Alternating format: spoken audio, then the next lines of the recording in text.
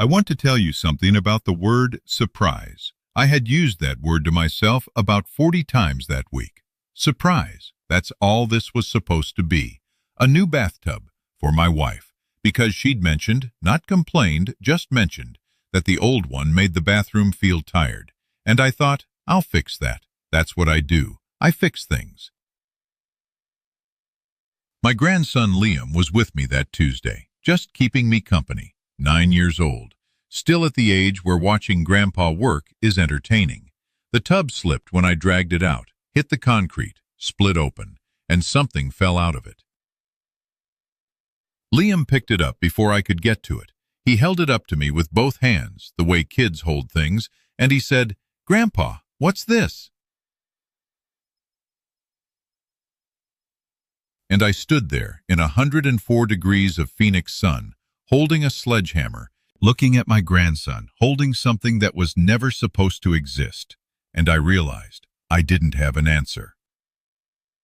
Not because I didn't know what it was, but because I suddenly understood exactly what it was, and what it meant, and what the woman who had kissed me on the cheek that morning before she left for San Diego had been building, 6 inches below her feet, every single day for a very long time. My name is Walter Hayes. I'm 62 years old, and what was inside that bathtub didn't just break my marriage. It broke the story I had been telling myself about my entire life. Before you understand what happened in that driveway, you need to understand who Walter Hayes was, not who he thought he was, not who Karen told people he was at dinner parties, who he actually was in the daily, unglamorous, unwitnessed texture of his life. Walter Hayes was the kind of man who noticed when the caulk around the kitchen sink started graying and fixed it on a Saturday morning before anyone asked. The kind of man who kept a paper list in his wallet of everyone in his family who had a birthday that month, because he had learned, years ago, that his memory was not as reliable as his intentions, and he refused to let his intentions fail. The kind of man who, when his daughter called at 10 p.m. saying Liam had a fever and she didn't have children's Tylenol, got in the truck without hesitating, drove to the 24-hour Walgreens on Indian School Road, and was at her door 20 minutes later. He was not a complicated man. He would have been the first to tell you that. He had worked concrete and heavy construction for 30 years, mostly commercial projects around the Phoenix metro, and he had the body that comes from that, thick through the shoulders, slow to sit down, slower to get up, a lower back that had been filing complaints since 2009, and that he had learned to manage the way you manage a difficult employee. Acknowledge the grievance, work around it, don't give it more authority than necessary. He had retired at 58, which surprised people who knew him, because Walter was not a sitting still kind of person.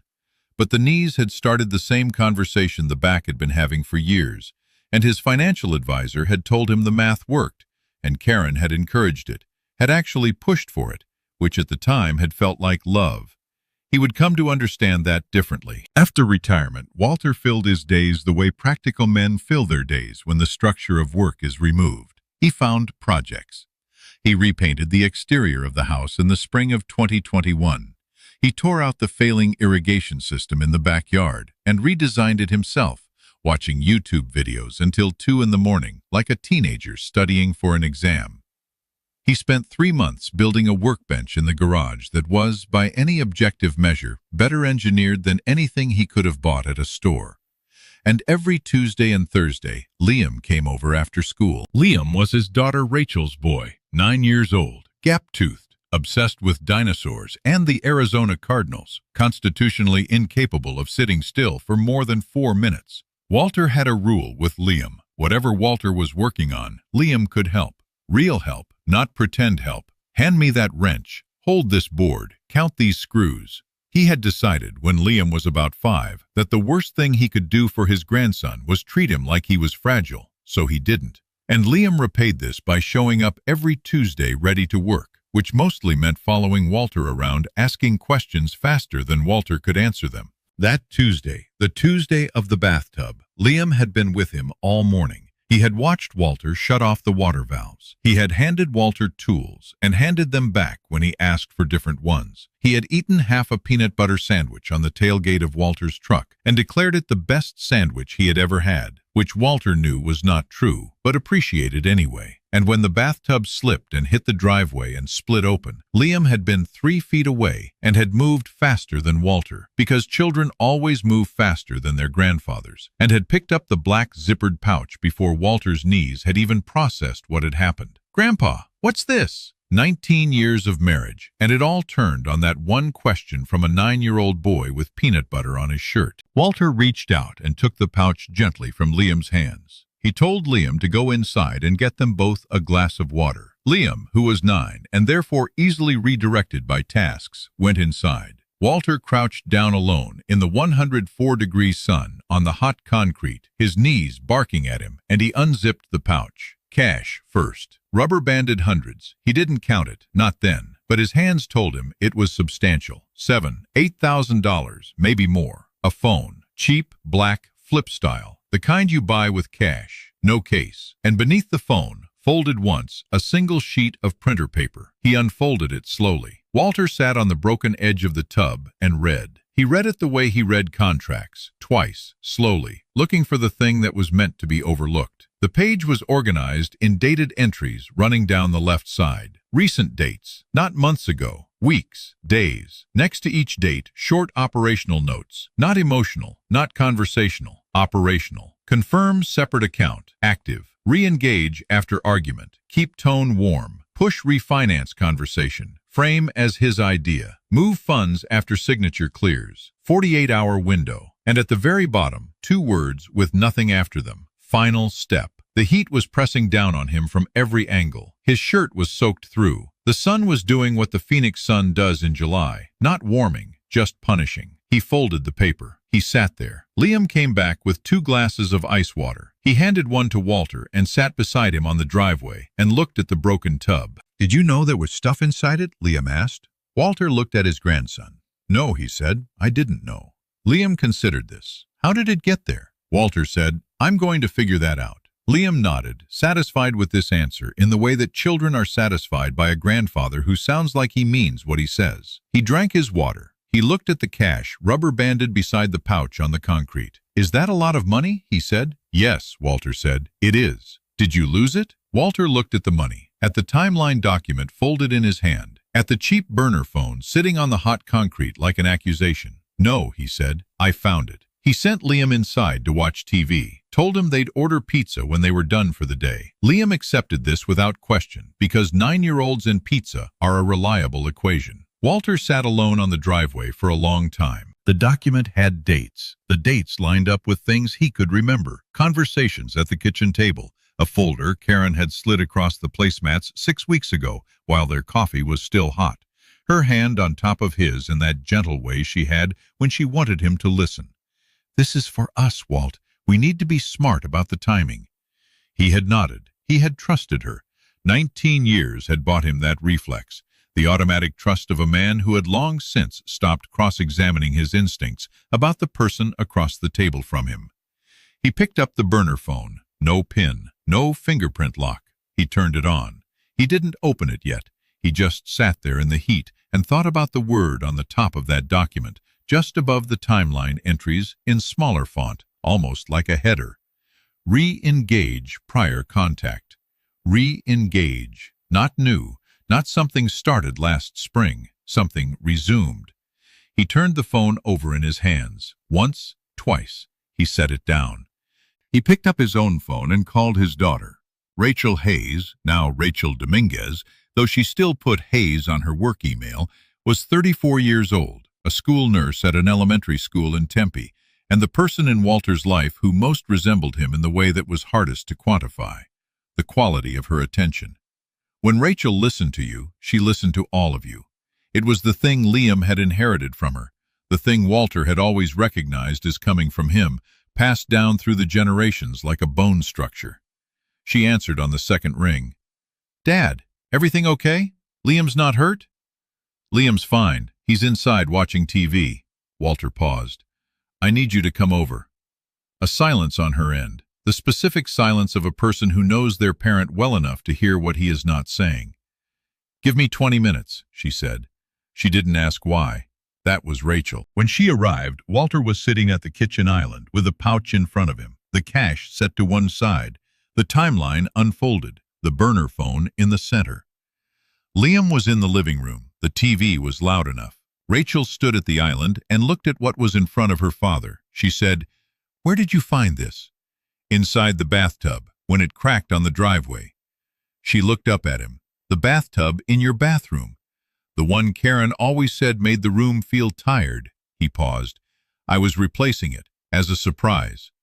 Something moved across Rachel's face, a fast, complicated thing, the expression of someone absorbing multiple pieces of information simultaneously and not liking where they're pointing. She read the timeline. She read it standing, not sitting, her arms folded across her chest, the way she stood when she was in nurse mode, processing, not reacting. She looked at the burner phone. She said, "Have you opened it?" "Not yet." She nodded, sat down across from him. "You should open it." "I know." "Dad." She reached across and put her hand on his. "Whatever's on there, you're not going to be sorry you looked. You'll only be sorry if you don't." He thought about that. Then he picked up the phone and opened the messages. One thread, 2 initials, Mr. He turned the phone so Rachel could read it with him. They read in silence. The TV in the other room, too loud, cartoon voices saying things that didn't matter. Liam laughing at something. The most recent message that morning from M.R. "Schedule still good for Monday?" Karen's reply.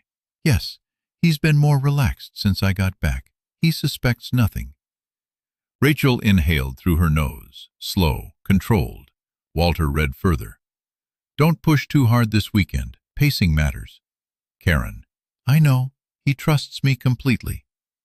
Walter set the phone down on the island. He said, "He trusts me completely." The words sat between them. Rachel's jaw was tight. She was doing the thing she did when she was furious and managing it, cycling through the fury quietly so she could be useful on the other side of it. She said, "Dad, I need to say something, and I need you to hear it." "Okay." "This has been going on for a while. This isn't a moment of weakness. This is a plan, and you cannot respond to a plan with a reaction. You respond to a plan with a better plan." Walter looked at his daughter. He said, "Your grandfather used to say that." She said, "I know. I learned it from you." He nodded. "Who do you know?" he said. "Who do we trust?" Rachel said, without hesitating, "Frank Delgado." Frank Delgado lived 4 miles away in a house he had shared with the same woman for 31 years. He had spent 22 of those years in the Phoenix PD, the last 11 of them in the Detective Bureau, and he had retired with a specific quality that distinguished good investigators from great ones. He did not assume. He observed. He was also, when the situation required it, the kind of friend who showed up without making you feel like you needed to justify calling him. He showed up within the hour. He sat at the kitchen island. He read the timeline. He opened the burner phone himself and scrolled through the messages from the top. He didn't speak for a long time. Then he said, "The initials, Mr. Any name connected to Karen's work contacts?" Walter had already been thinking about this. He said, "I searched it. Michael Reeves, financial consultant, based in Dallas. There was a complaint filed against him 3 years ago. Unauthorized portfolio transfers. No charges." Frank nodded slowly. "I know the type. They're not criminals in the way that gets prosecuted. They're specialists. They know where every line is, and they work right up against it." He paused. "This isn't a romance, Walt." "I know that. I mean, there may be a personal element, probably is. But that's not what this architecture is. The timeline, the account verification, the sequenced signature. This is asset extraction. This is someone engineering the end of your marriage to look like a natural conclusion, while systematically moving your equity out of reach." Walter said, "She's flying back Thursday." Frank said, "Good. I want to confront her." Frank looked at him steadily. "Walt, if you confront her Thursday, the phone disappears by Friday morning. The account gets restructured over the weekend. The timeline document, she'll say you misread it, you found it out of context, whatever. And you'll be a 62-year-old man with no documentation and a wife whose lawyer will paint you as paranoid and reactive." He paused. Or what? You let her come home. You let her settle back in. You let Monday come. Because Monday is when Reeves is flying in. That's the signature meeting. That's the final step on the timeline. And if you walk into that meeting prepared instead of ambushed, everything changes. Rachel said, "What does prepared look like?" Frank said, "It looks like a divorce attorney named Susan Keller downtown. Copies of everything notarized and off-site before Thursday night. And Walter sitting at that table on Monday, knowing every single thing in that room while appearing to know nothing." A silence. Walter said, "How do I sit across from her at dinner for 4 days, knowing what I know?" Frank said something then that Walter would repeat for years afterward. He said, "Walt, she's been sitting across from you for longer than 4 days, knowing what she knows. You can do 4 days." The room went quiet. Walter looked at the broken porcelain edge of the bathtub, still visible through the kitchen window, lying on the driveway in the fading sun. He said, "Yeah." He said, "I can do 4 days." Karen flew back into Sky Harbor on Thursday afternoon. Walter heard the rental car pull into the driveway, the double tap on the brakes she had done for as long as he could remember, the sound of someone who had come home so many times the body had automated the approach. He was standing at the kitchen island when she came in. She rolled her suitcase in behind her, hair up in the loose clip she wore on travel days. Lightweight cardigan despite the heat. Karen always ran cold. Same Karen. That was the hardest part of the 4 days. How identical she looked to the woman he had built a life with. How the face was the same face. How the laugh. She laughed at something on her phone before she even set her bag down, and it was the same laugh, was still the same laugh. She came to the kitchen and kissed his cheek. Quick, familiar, the automation of a long marriage. His skin registered it the way it always had. His chest registered it differently than it ever had before. "How was the flight?" he said. "Long. San Diego is San Diego. Too many sessions, not enough coffee." She smiled. "How's the bathroom project?" "Old tub's out," he said. "New one's in the garage. Figured I'd finish it this weekend." Just for a second, just a fraction, something in her posture shifted. Not relief. Something more controlled than relief. A small recalibration. "No rush," she said. "Really, whenever you get to it." They had dinner that night. Grilled chicken, rice, salad. The fork clinking against the plate. The careful way she set her water glass down. Her phone face down on the table. It buzzed once, and she didn't glance at it. Walter knew which phone was buzzing, because in his shirt pocket, the burner, which he had been carrying every day since Tuesday, which Susan Keller had photographed and documented and backed up to 3 separate locations, buzzed at the same instant. He didn't react. He reached for the salt. On Sunday evening, she brought up the refinance again. She was doing the dishes. He was at the table with a magazine he wasn't reading. "I was thinking about what we discussed," she said, her back to him, water running. "About locking in a rate before things shift again." "Makes sense," he said. "I actually connected with someone at the conference. Financial consultant. Really knows his stuff. He's going to be in Phoenix Monday. He could sit down with us. Just informal. Just numbers." Walter turned a page of the magazine. "Sure," he said. "Monday works." She turned off the water, dried her hands, turned around. She looked at him, the specific look of someone checking a gauge, looking for the crack, the hesitation, the sign that something had shifted. He gave her nothing. "Just a conversation," she said. "Just a conversation," he agreed. She smiled. He smiled back. 2 people at a kitchen table in Phoenix on a Sunday evening, each of them knowing something the other was pretending not to know, and neither of them saying it. Walter went to bed before her. He lay in the dark, listening to the ceiling fan turn. He thought about Frank's words. She's been doing this longer than 4 days. He stared at the ceiling. He thought about the morning Karen had pressed her hand over his on top of the refinance folder and said, "This is for us, Walt. We need to be smart about the timing." And how warm her hand had been, and how he had not for 1 second, not 1 second, heard anything in her voice except a wife who was thinking about their future. He thought about what it costs to be that good at something. He thought about what it costs the person being performed to. He did not sleep well, but he slept. The conference room at the credit union was small. Glass walls on one side, a long table, 4 chairs. Michael Reeves was already in the room when they arrived. Tall, pressed shirt, salt and pepper hair, the kind of smile that reaches exactly to the eyes and no further, the practiced warmth of a man whose income depends on appearing trustworthy to people who are deciding whether to trust him. He stood when they walked in. "Walter," he said, "real pleasure." Walter shook his hand. Firm, normal. Reeves turned to Karen. "Good to see you again." Again. There was that word. Karen said something bright and transitional, and they all sat down, and Reeves started into his presentation. Smooth, practiced, the cadence of a man who had done this specific version of this specific conversation many times. Loan-to-value ratios, equity extraction, rate lock windows, numbers that floated across the table in clean, organized columns, each one designed to make the conclusion feel inevitable. Karen added comments at exactly the right moments, supportive, clarifying, the script playing exactly as written. Walter sat with his hands folded on the table. He let it run for about 8 minutes. Then he reached into his jacket pocket. He set the burner phone on the table. No announcement, no drama, just placed it there. In the center, between the three of them, the room went still. Not loud still, just still. Karen's eyes dropped to the phone. "Walt," her voice was careful, steady. "What is that?" He reached into his other pocket and placed the timeline document beside the phone. He unfolded it with the side of his hand and smoothed it flat. He said quietly, without a tremor, "You forgot this in the bathtub, Karen." Silence. The kind of silence that has weight. Karen looked at him. Her face did not crack. She was too composed for that.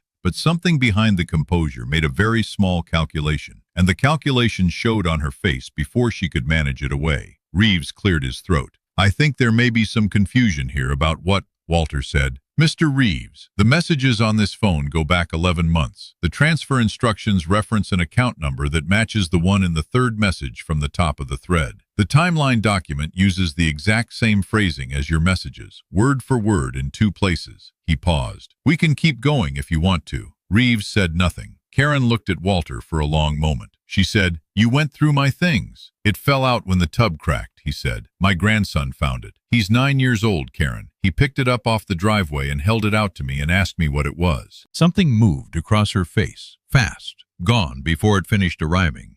She said, "How much did you read?" "All of it." She exhaled, and then she did something Walter had not anticipated. She nodded, not in defeat, in something more complicated than defeat.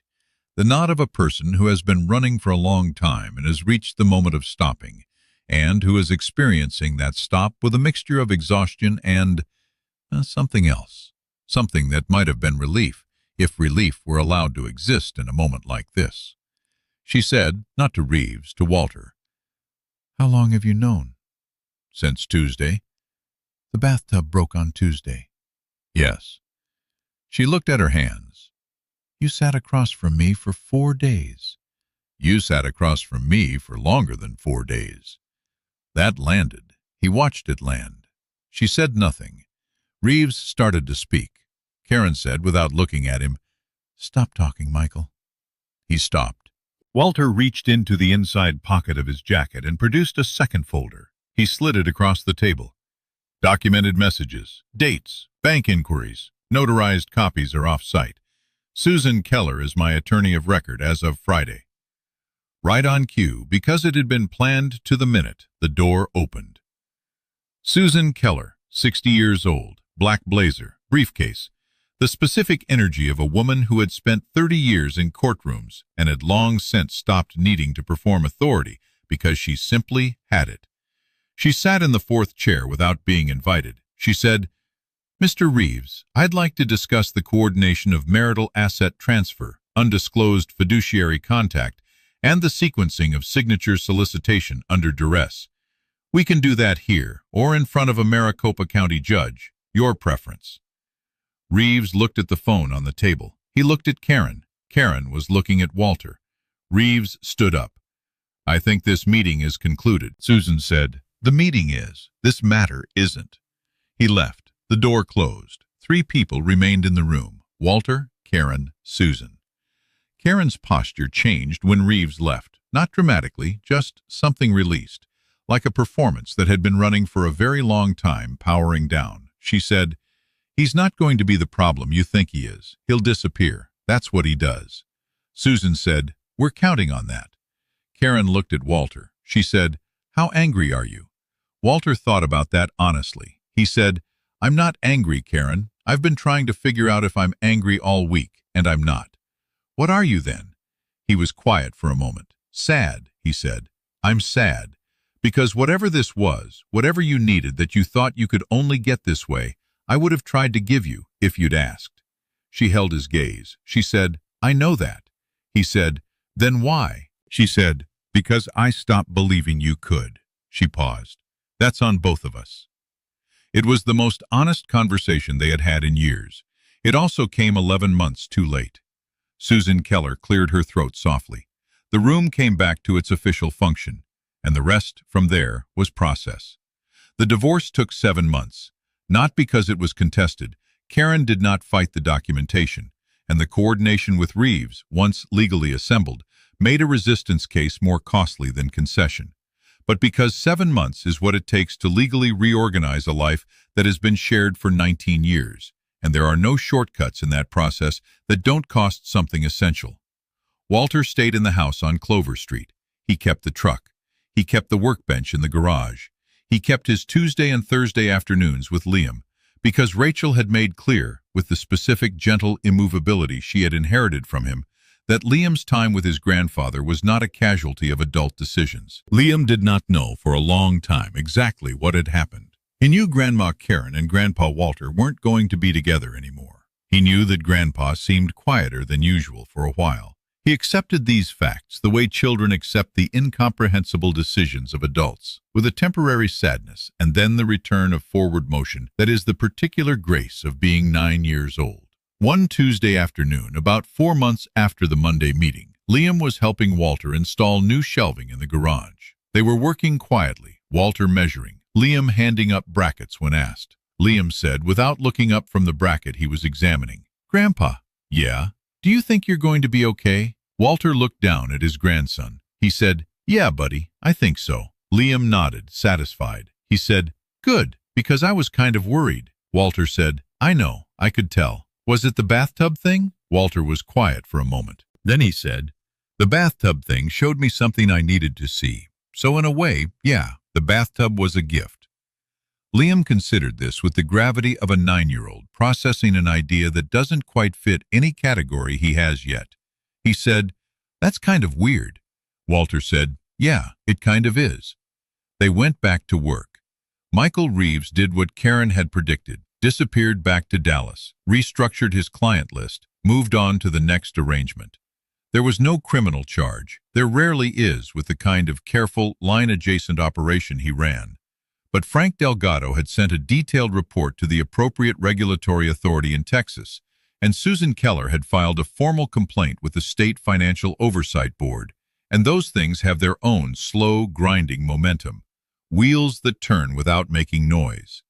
Karen moved to a smaller apartment on the east side of Phoenix. She and Walter had a brief, civilized conversation outside Susan's office on the day the final paperwork was signed. Not warm, not cold. The temperature of two people who had shared 19 years and were honest enough to acknowledge that not all of those years had been the lie, that some of them, many of them, had been real, and that the realness didn't cancel the betrayal, and the betrayal didn't cancel the realness, that both things were true at the same time, that this was perhaps the most adult thing about the situation. She said, "I'm sorry it ended this way." He said, "I'm sorry it had to." She said, "Take care of yourself, Walt." He said, "You too." And that was that. Walter Hayes is 62 years old. He gets up in the morning, makes his coffee black, and takes it to the backyard where the irrigation system he built runs its scheduled cycle in the early cool before the heat asserts itself. He fixed a drip head last week that had been misting wrong. He is already planning what to do with the side yard in the spring.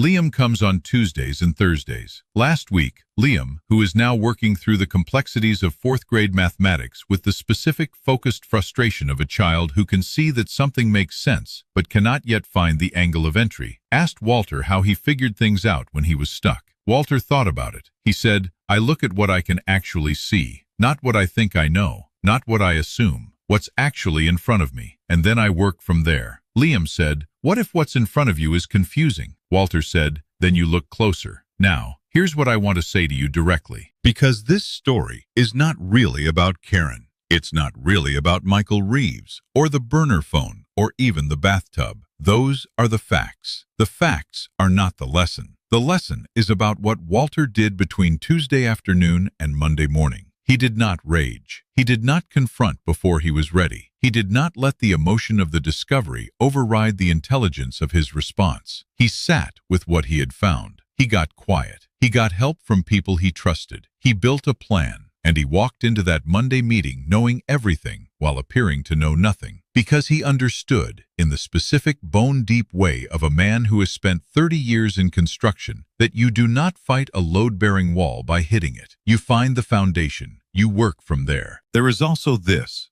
The discovery came through a child, a 9-year-old boy with untied sneakers who picked something up off a hot driveway because children pick things up. Because children are closer to the ground than adults are, literally, and in every other sense, and they notice what is there without the filtering mechanisms that adults have spent decades installing. Pay attention to what children notice. Pay attention to the small sound, the rustle of plastic, the off note in a conversation, the small number in the bank statement that doesn't quite make sense. Not because you should live in suspicion, but because you deserve to live in awareness. There is a difference. And if you are in a relationship of any kind, romantic, financial, professional, where someone handles something important for you, and you have simply trusted without verifying because verification felt like accusation, let me say this as plainly as I know how to say it. Trust and transparency are not opposites. They are the same thing, looked at from different directions. You can love someone completely and still know where your money is. You can trust someone deeply and still read the documents they put in front of you before you sign them. You can be the kind of man who fixes things and still know that not everything broken can be fixed from the outside. Some things have to be found first. Sometimes what finds them is a cracked bathtub on a hot driveway. Sometimes it's a 9-year-old boy asking a question with no agenda, no filter, no 19 years of assumption blurring his vision. Grandpa, what's this? Walter has thought about that question more than any other question in his life. And the answer he has arrived at, the one he wouldn't have been able to articulate on that Tuesday afternoon, but that he carries clearly now, is this. It was the truth. That's what it was. Just the truth, lying on the concrete in the sun, waiting to be picked up by someone who didn't know enough yet to be afraid of it. The sound of water running through irrigation pipes, the desert morning, a child's voice somewhere in the house asking something, a man's voice answering.